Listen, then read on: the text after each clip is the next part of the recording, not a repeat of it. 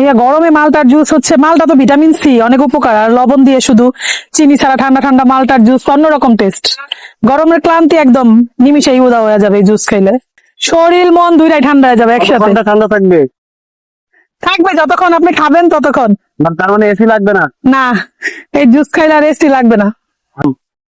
মালটা তো আমাদের শরীরের জন্য। এখন চিনি। হ্যাঁ, মালটা আমার শরীরে, আমাদের শরীর। বরফগুলা কি 100% ঠিক আছে? ভাইয়া এগুলো বাসায় বানানো বরফ। আর পানিটাও আমরা বোতলের পানি জুসের ক্ষেত্রে ব্যবহার করি, আমরা বাইরের ওই ফিল্টার পানি ছাড়াই ব্যবহার করি। জুস রেডি ভাইয়া। রেডি হয়ে গেল? হ্যাঁ, কতক্ষণ লাগলো? এই 1.5 থেকে 2 মিনিট লাগে।